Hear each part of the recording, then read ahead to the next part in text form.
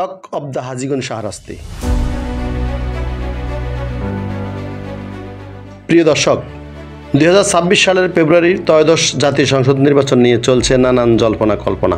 কে পাবেন দলীয় মনোনয়ন, কে পাবেন না, দলীয় মনোনয়ন না পেলেও স্বতন্ত্র প্রার্থী হলেও পাস, এছাড়া দলীয় মনোনয়ন তিনিই পাবেন, ইত্যাদি ইত্যাদি সমীকরণে পাড়া মহল্লার চা দোকানগুলিতে চায়ের কাপে রাজনৈতিক ঝড় উঠতে শুরু করেছে, যা সত্যি 1990 থেকে 2006 পর্যন্ত পেলে আসা আনন্দঘন দিনগুলির কথা মনে করিয়ে দেয়।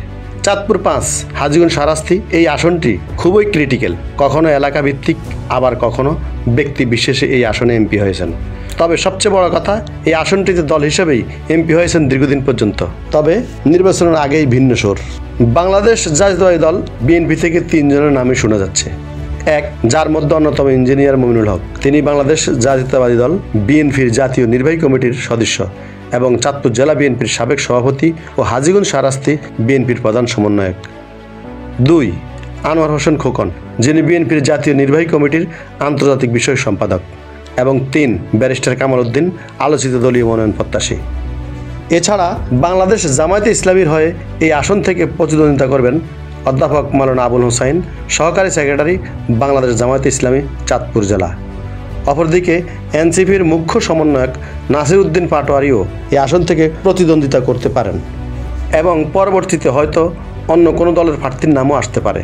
এদিকে দীর্ঘদিন নেতাকর্মীদের সাথে থেকে হাজীগঞ্জ শাহরাস্তির বিএনপির বিভিন্ন অঙ্গ সংগঠনের নেতাকর্মীদের সাথে অতপ্রতভাবে জড়িত থেকে দুর্দিনে দলের হাল ধরেছেন ইঞ্জিনিয়ার মমিনুল হক। তাই এ পর্যন্ত তিনি এই আসনে জনবল নিয়ে এগিয়ে রয়েছেন।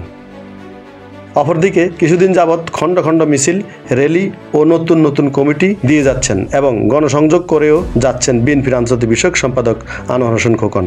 তিনি বহু নেতা কর্মীদের তার কোরামেই ভিড়াচ্ছেন। এদিকে ব্যারিস্টার কামাল উদ্দিনকেও বিভিন্ন স্থানে মিটিং মিছিল করতে দেখা যায়। সব মিলিয়ে 3 জনই দলের হয়ে ভিন্ন ভিন্নভাবে মনোনয়ন প্রত্যাশায় দলীয় কাজ করে যাচ্ছেন।